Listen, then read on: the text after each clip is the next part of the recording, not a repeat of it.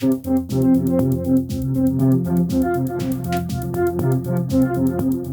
everyone, it's Elizabeth from Elpis Astrology at elpisastrology.com. Thanks for joining me today. So this video is going to be my take on the astrology for September 2025. And of course, September 2025 is an eclipse month. We have two eclipses, one in Pisces, the other in Virgo. And that Virgo eclipse is the second new moon in a row for Virgo. We also have the fall equinox that's happening this month as well. So we're going to cover all those things in this video.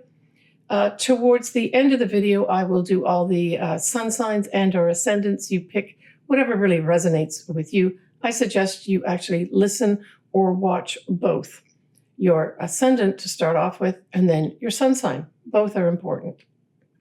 Now, the other thing that we've got happening in terms of transits, we have Venus that will be in Leo pretty well the first half of September.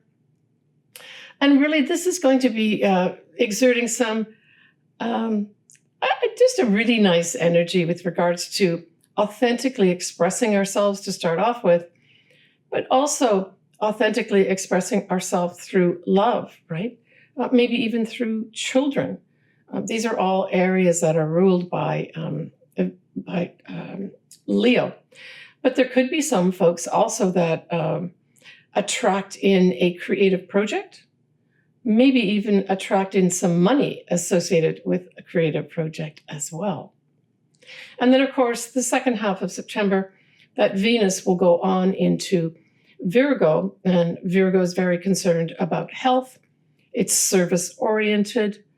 It also can represent small animals, for instance. So all these things may take on a different hue the latter half of September.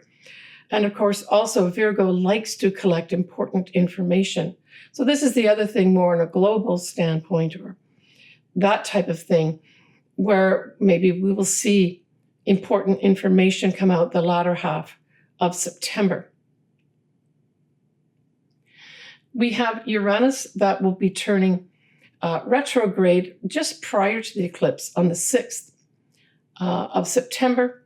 And that's going to be around that 1 degree mark of Gemini. And it will go back into Taurus, just the latter degrees of Taurus, but that'll be a final time. And then it'll be next year more fully ensconced in the sign of Gemini. And of course, Uranus going retrograde will join 3 other planets that are already retrograde, and that's Saturn, Neptune, and Pluto. On the 3rd till approximately the 6th of September, we have a beautiful transit of a trine between Jupiter and the North Nodes in Pisces. This is a beautiful setup. It really is. It's really helping us shine a light, maybe helping us even provide some growth with regards to our destiny path, especially our collective destiny. And if we look at Jupiter applying also to potentially foreign places, especially from a standpoint of, say, for us in a Western world, this can also have a new sort of positive introduction of something in a new destiny path for foreign nations as well. A trine tends to be easy energy, generally speaking. And then, of course, as that is happening and shining nicely and exerting some beautiful energy, we have the moon slipping the next day, the 7th of September, into that total full moon eclipse at 15 of Pisces. That will be at 11:09 a.m. Pacific Daylight Time. And that particular full moon falls into what's called the second decan of Pisces. And that is actually ruled by the moon. So it's interesting. To me, this adds that extra piece of information with regards to how are we going to be responding or feeling at this total full moon eclipse at 15 degrees of Pisces. And I would say there's going to be an emotional element here, maybe even a little bit of instability. That sort of thing could be coming into play here. But also there may be some focus on females, especially, say, motherhood of some sort as well. Daily habits could be up here. The moon can also represent, our family, our mother, that type of thing. So there may be more emphasis on that, especially from a global standpoint or a collective standpoint at that total full moon. But I'll delve into the details of this full moon eclipse next. The moon at this time will be conjunct the north nodes. So even though this is a full moon, that moon conjunct the north nodes really is saying to me, it's pointing at our collective destiny. And certainly if you have something around this, pay attention to what is illuminated at this time. Just because it's a full moon doesn't mean things are all going to end. It's because it's an eclipse. It can go either way. But generally speaking, full moons are endings, but they're also big illuminations, right? Think about that full moon, what it looks like. And so I see this as a big illumination of our collective destiny. And whatever happens around this, there's a big sort of sign that's saying, go here on this path if you want to stay on the right destiny path for yourself. And that's because that moon conjuncts the north nodes. So I think it's a new start. And if we take it out to the collective, that moon can represent the people. So this can be a whole new start for some people. The only thing is that this is both these moon and north nodes are in Pisces. And Pisces has another side to itself, right? It can bring in deception. It can also bring the energy of dissolving things. So there may be something dissolved around this time too, that has something to do with the people. Now, the other thing that this can bring in too, because Neptune rules the sea and water, it rules lots of things, but we'll just stick with the water here. I would say there could be some real water issues going on. So floods, torrential rains, that sort of thing, right? Could be occurring around this full moon, and a big illumination put in on our climate. Now we have Mercury conjunct the sun, as well as the south node, opposing the moon, right, and the north node. So again, this to me also suggests that, because that's in Virgo, right, Virgo rules health, amongst other things, this also to me emphasizes a health crisis from the past. And as I mentioned earlier, we already have stuff happening where things were eliminated pretty well from society, and now they're coming back. So that's going to be, I think, also an issue here too. Now, Jupiter is going to be squaring Mars at this time too. And the other thing, this full moon is going to be on a star called Sheat. And Sheat has a number of different things around it, depending if you want to use the really old version or the more modern one. But generally speaking, it does refer to greater mental activity. It talks about the intellect and logic, as opposed to emotional stuff, right? But it can also bring great misfortune. And with that Jupiter square Mars, that says to me that there may also be somebody wanting to take action, but again, the law coming in here saying, no, you can't do that, and somehow it being stopped. Now, the other thing that Libra can represent, and that's the Mars in Libra now, right, is diplomatic relations.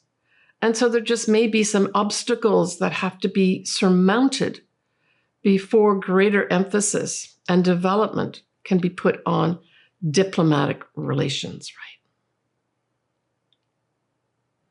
When we look at the Sabian symbol for this Pisces eclipse, it says, and so we're looking at 16 degrees of Pisces, you always round up. It says, in the quiet of his study, a creative person experiences a flow of inspiration. And so this suggests, especially on a personal level, that's how I really read this, that you really need to quiet the mind in order for the creative process to actually develop and become something, right? To become tangible. The other thing that this can say, if I look at it more negatively, is there's going to be someone that refuses to listen about anything. They're just going to do what they want to do. And so that's the other part, where you could have inspiration and come up with something quite creative. There may also be someone who decides they don't want to do that. And in some ways, this is supported by Uranus, that will be sextiling Neptune, and trining Pluto. So this whole, it's a nice aspects when you've got sextiles and trines, but these are powerful planets we're talking about. And especially Uranus always brings in some kind of unexpected surprise, but it's also radical. That Uranus can be very radical. And then when you combine it with the Pluto, it's to me saying radical transformation here is required in order for us to achieve our ideals. The ideals is the Neptune part. Now, this can also bring in unexpected, fabulous pieces of art, a dance. Spirituality can be brought up here at this time.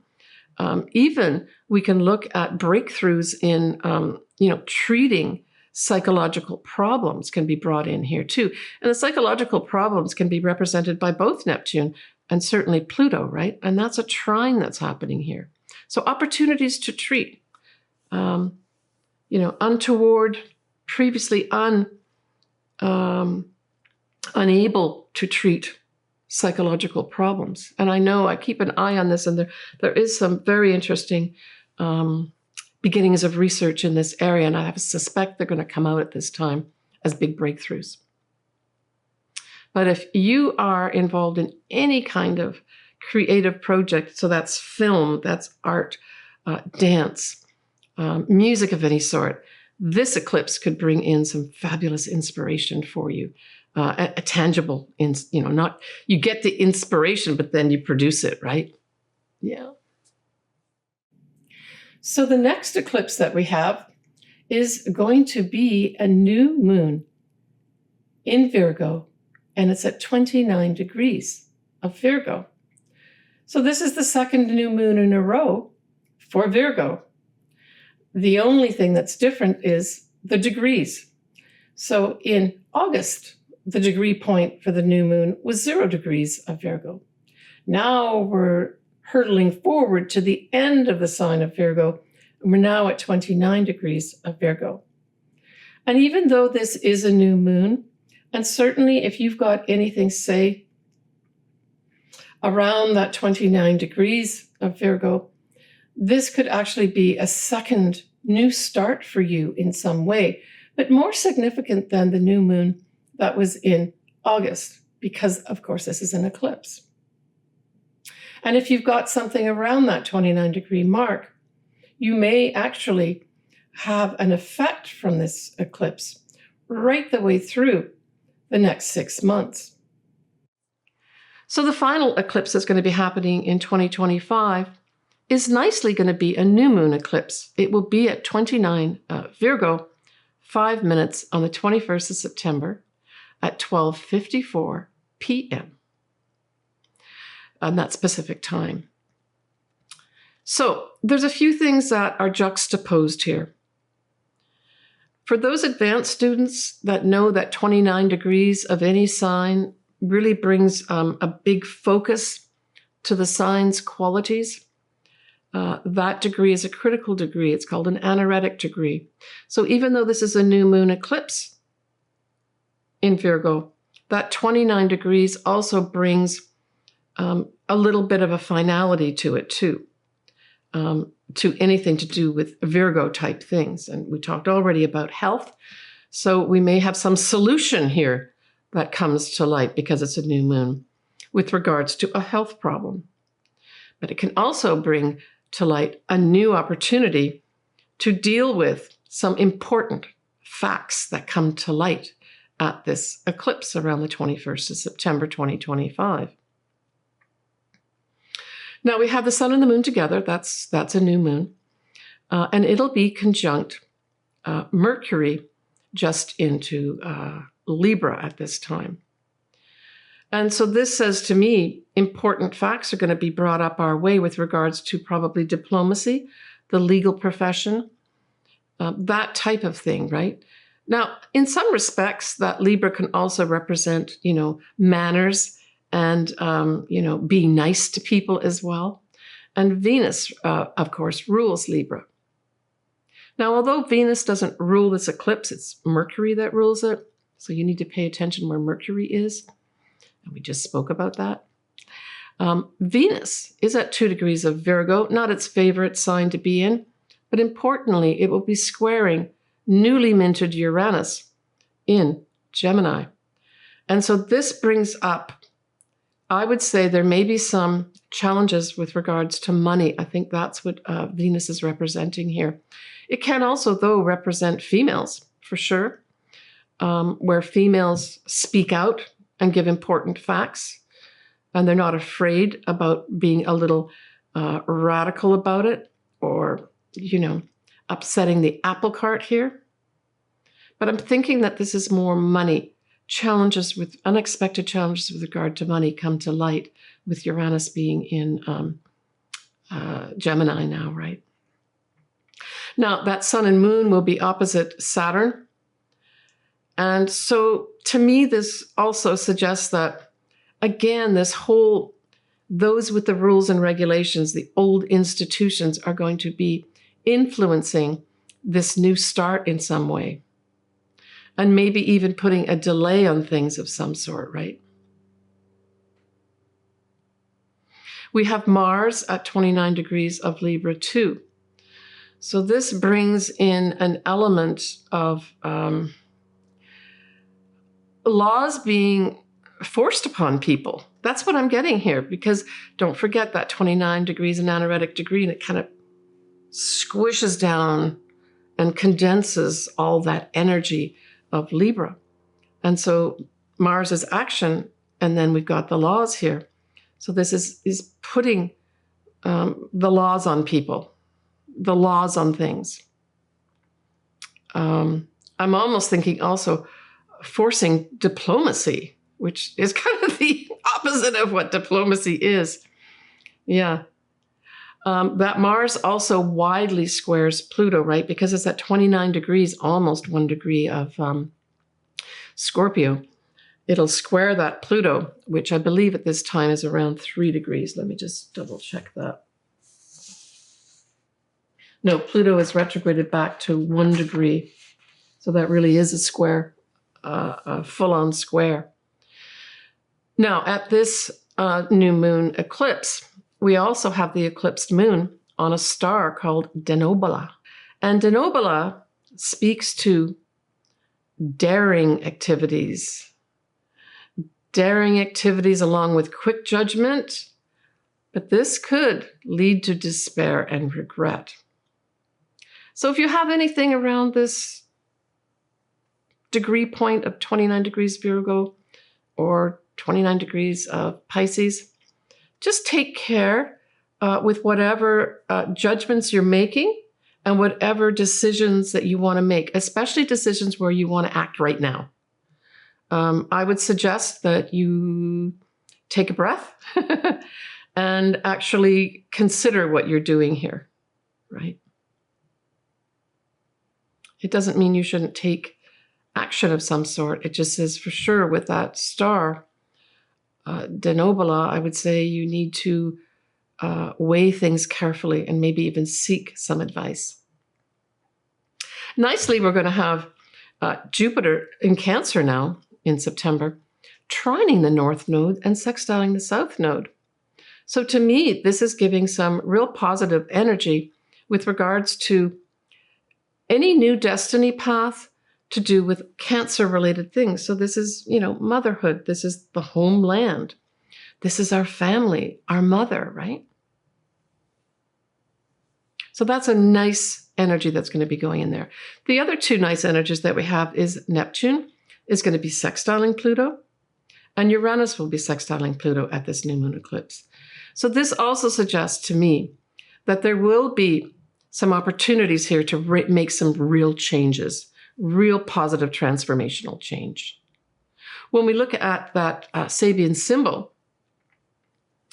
it says 4. So the 29 degrees becomes 30 degrees for the Sabian symbol when you round up the 29 degrees 05 of Virgo. So 30 degrees of Virgo says, totally intent on a task, a man is deaf to any allurement. Therefore, any intentional and decision or event.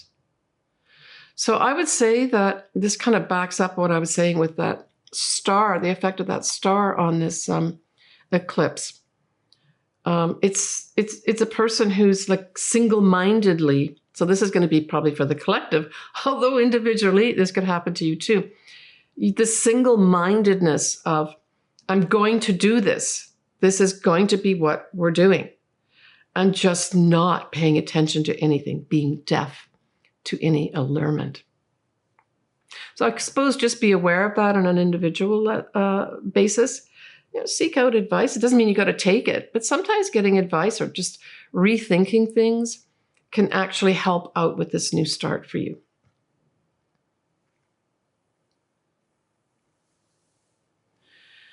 Now, we've got 2 yods occurring as well here, right? So, we've got 2 yods occurring. And it's interesting, it's rare to have 2 yods at an eclipse, but this final eclipse has it. So what is it? The 2 planets that are at the base are Uranus, that's going to be in Gemini now, and Neptune, that will be in Aries. And they're pointing to that Mars at 29 degrees of Libra, right? Remembering that 29 degrees is an anaretic degree. It focuses and concentrates the energy of Mars and Libra. So this says to me, action, Mars, which is the featured planet here, through opportunities potentially in diplomacy and utilizing the law. Now, the other thing that Mars is going to be doing, it's going to be opposite Chiron. So there could also be an emphasis here on having to take some action with regards to some big health issues. And I think that's on a global stage. But again, this is bringing in this yod, laws, right? Diplomacy. The other yod has the 2 base planets of Neptune in Aries and Pluto in Aquarius, pointing to Venus at 2 degrees of Virgo. So this refers to, I think, money again. There's going to be some powerful transformation here with regards to our money on a global stage. Important information is going to come out about it. Now, Virgo, as a sign, is on the conservative side, but it likes to get things right, and it tends to be, or can be, insistent on everything being perfect, everything being right. But that Pluto and Neptune energy is asking for transformation here, right? To move forward with something regarding our money. But this could also feature literally a female or female things, right? Or the feminine is highlighted here.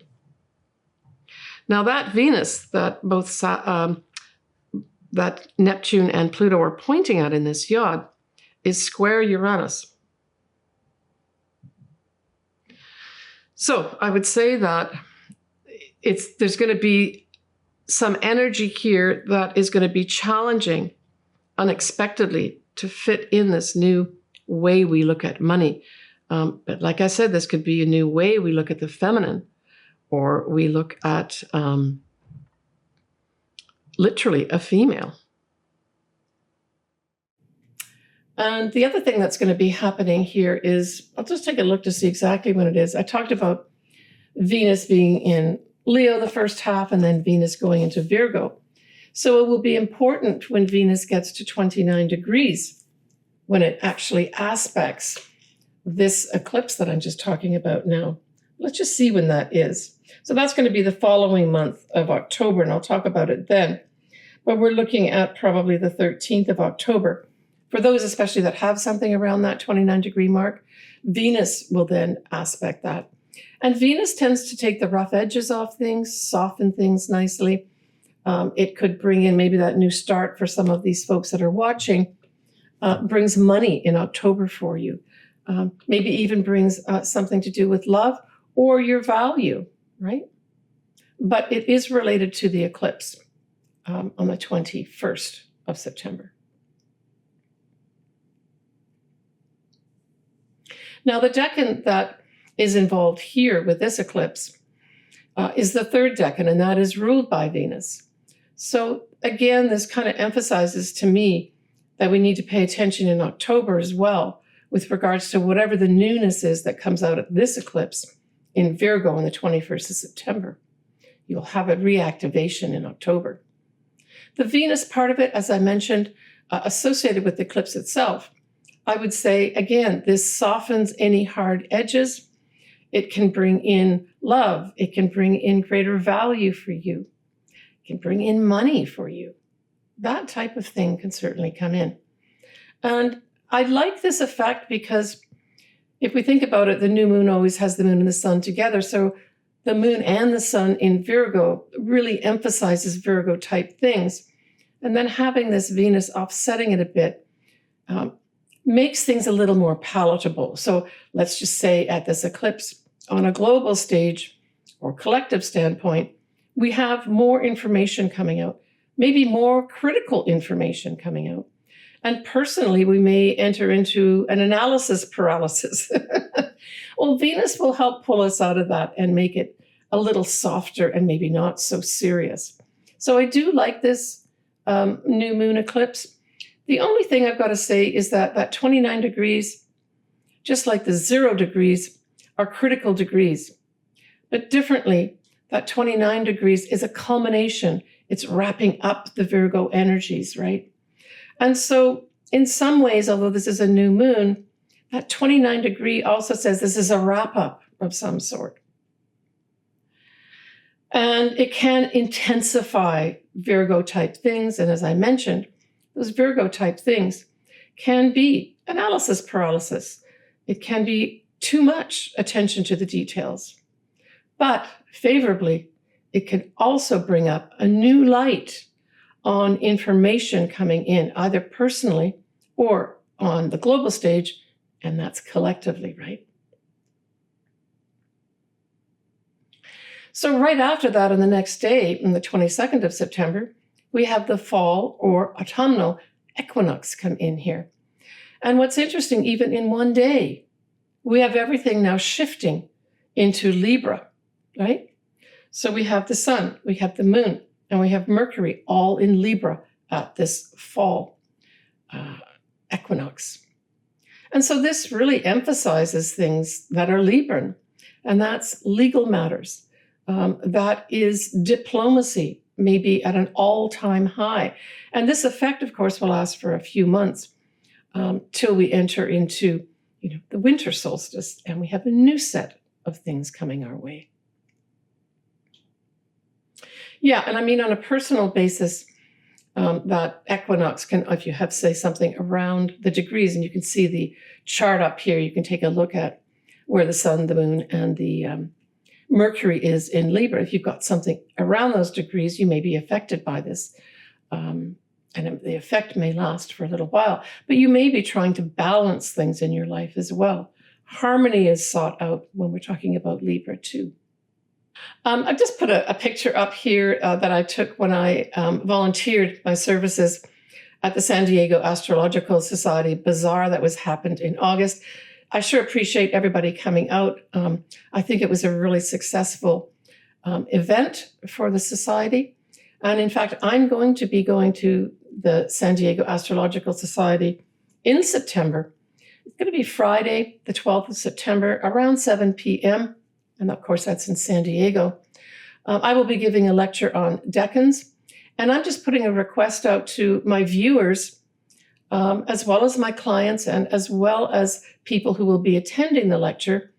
If you would like me to take a look at your chart, I'm going to be having an interactive session, probably half of my lecture, looking at either the sun, the moon, and the ascendant, or maybe all three, in people's personal natal chart, and helping folks understand how you can add that information in to get a better understanding of things in your chart as well when you use the decan itself.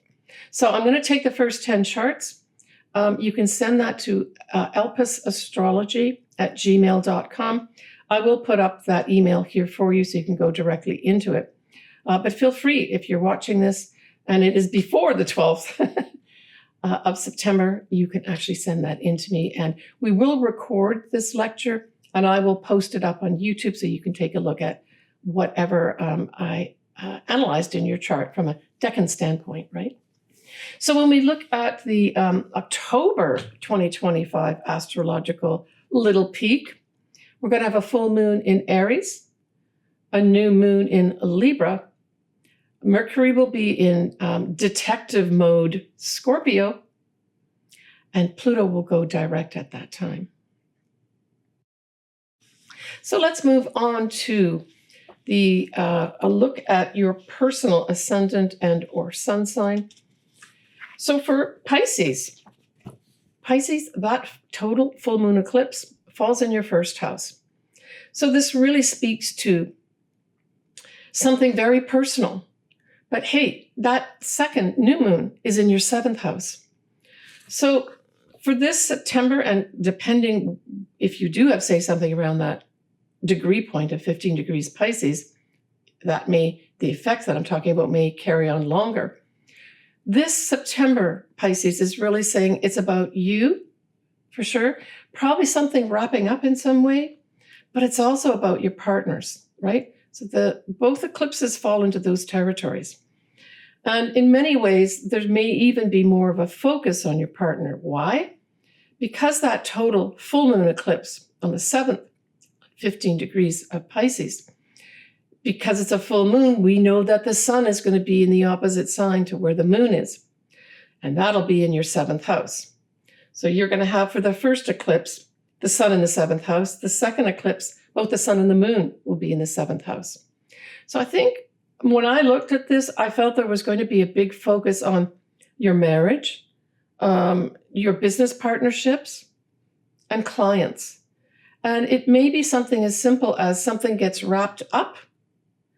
Let's just say it's a business partnership. You decide that you want to change your business partnership. Maybe you want to stop doing a business and either work on your own or maybe go back into the corporate world. And that's the dynamic that happens for the whole month of September. You end something and then you begin something with regards to business and or your job and career type thing. It can also be a big change with regards to, say, your marriage. Maybe you've been working on your marriage the way it was, and now you're able to change it. And something ends with regards to how you were conducting it. But it's the ending that is in yourself. So you're the one who actually makes the changes. That's reflected out into a new start for your marriage on the 21st when we get that new moon, right? Now, we do have, as I said, that second new moon in the 7th house.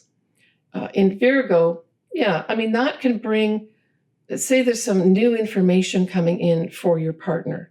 So it could literally be your partner. Now, a thing that could be happening for some Pisces is that you actually get married this month of September. What a beautiful month to get married, right? And that could be, for some Pisces, that could be the thing that happens. Let's just say on that 7th of September, you do end something, and it's a major thing. You end being single and take on this mantle of a partnership in marriage. And that partnership in marriage just flourishes through September. Maybe there's things that you will be doing. Maybe you'll be meeting with, say, on the 21st, that new moon, you meet with some of the family. your family, his family, their family. That could be it. You take your honeymoon at that time. So that could also be up here as a positive thing that can happen too. Certainly that first full moon, Pisces, is going to be emotional, but it doesn't have to be emotional, bad emotional, right? It can just be bringing a lot of feelings to the surface. And as I mentioned, for some, that may actually be a marriage month. That's what the September turns out to be. We do have Saturn going back at 27 to 29 degrees of Pisces, right? That's what the retrograde of Saturn is going to bring you back into those degrees. So for those Pisces that do have something, say around the 27th to the 29th degree of Pisces, there may be a final revisiting of a reality check, of taking on a new responsibility. There's that final side to it as Saturn goes back into your sign, Pisces. And again, this doesn't have to be bad, but you do have to have something around those degrees that Saturn retrogrades back to 27 to 29 degrees. And then next year, Pisces, you are going to have, mostly you're going to have that Saturn, as well as your ruler, Neptune, go into Aries on a full-time basis. Now, a significant time for you, I'm just going to give you advance notice here, is going to be around that 17th of February, 2026, when both Saturn and Neptune, your ruler, will exactly conjunct at around 1 degree of Aries. So that could be an important time for you too. I'll talk more about it in my February video. But that to me said, you've got both of these planets now out of your sign, and there's movement forward in new things, right? New starts. And for you, that new start may be second house related, which is a new income, new job, right? All right, I'll talk about that more later. Take care, Pisces. All right, everybody, that's it for me. A pretty powerful month, September. So I'm wishing everybody, as always, all the best, sending you lots of love. I am always open to hearing your comments. I love to do people's chart, to talk astrology and or tarot as well. All my services are below. It might be a good time to actually look at what's up for me next year, right? And I will be doing, as I do every year, a video for the whole year. And then I do each of your signs and or ascendants. But it's always good to get something, personalized for you as well. Might be something for some of my viewers to do once you go through this month of September.